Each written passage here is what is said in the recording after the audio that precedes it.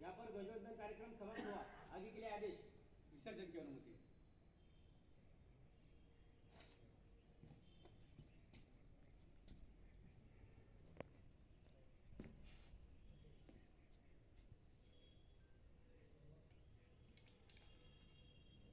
Parade बगल शस्त्र parade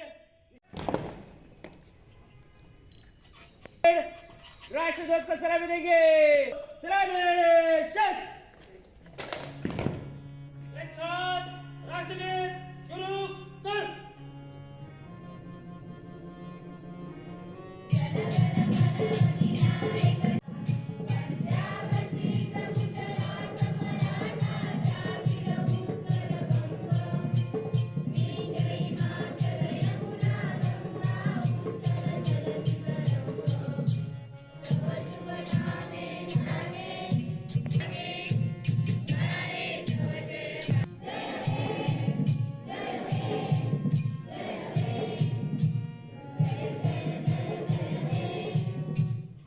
parade बाजू शस्त्र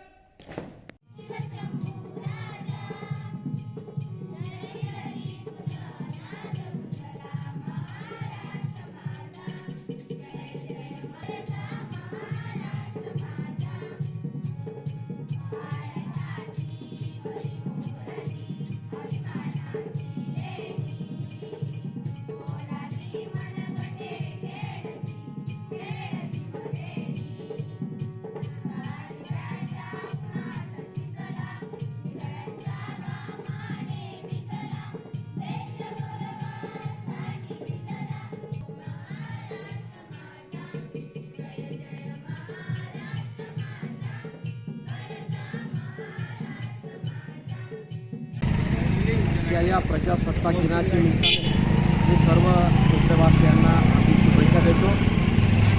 भारतरत्न डॉक्टर बाबासाहेब आंबेडकरांनी आपल्याला दिलेली जी घटना आहे त्या घटनेच्या माध्यमातून आज आपला देश हा अतिशय मजबूत झालेला आहे। आज आजूबाजूच्या देशांमध्ये ज्या पद्धतीने लोकशाही विस्कळीत होते, आपल्या देशातली लोकशाही ही खूप मजबूत आहे आणि मला असं वाटतं की आजही सगळ्यांचे किती मतभेद असले, वैचारिक मतभेद असले तरी या घटनेच्या माध्यमातून आज आपला देश टिकून आहे आणि या ठिकाणी स्वातंत्र्य काळात ज्यांनी ज्यांनी योगदान दिलं, हुतात्मे झाले त्या सगळ्यांना अभिवादन करून प्रजासत्ताक दिवस हा अत्यंत आनंद देणारा, जिथं जनतेचं राज्य आहे, आपण इंग्लिशमध्ये म्हणतो for the people, of the people, by the people, लोकांनी लोकांसाठी लोकांद्वारा चालवलेले हे राज्य आज अडचणी भरपूर आहेत। शेजारचे सर्व जे देश आहेत त्याच्यात लोकशाही नांदलेली नाही। पाकिस्तान असेल, बांगलादेश असेल, म्यानमार असेल, हे सर्व आक्षिक झालेले देश आहे। त्यामुळे आपल्याला आपली सीमारेषा सांभाळणं अत्यंत गरजेचं आहे।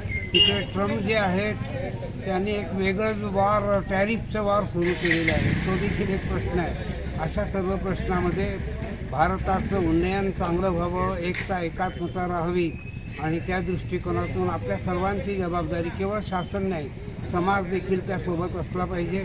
या प्रजासत्ताक दिनाच्या निमित्ताने सर्व बांधवांना, भगिनींना, सर्वांना माझ्या खूप खूप शुभेच्छा। भारतीय प्रजासत्ताकाच्या 17व्या वर्धापन दिनानिमित्त मुख्य शासकीय ध्वजवंदनाचा कार्यक्रम आज तहसील कार्यालय चोपडा येथे संपन्न झाला। यावेळी सर्व निमंत्रित जसे माजी विधानसभा अध्यक्ष अरुणभाई गुजराती, माननीय नगराध्यक्ष मॅडम, सर्व नगरसेवक, विविध पक्ष आणि संघटनाचे पदाधिकारी, आजी सैनिक, माजी सैनिक आणि शहीद जवानांचे कुटुंबीय, तसेच तालुकास्तरीय सर्व कार्यालय प्रमुख आणि विविध शासकीय अधिकारी कर्मचारी या ठिकाणी उपस्थित होते। या निमित्ताने तालुक्यातील संपूर्ण जनतेला आम्ही प्रजासत्ताक दिनाच्या शुभेच्छा देतो।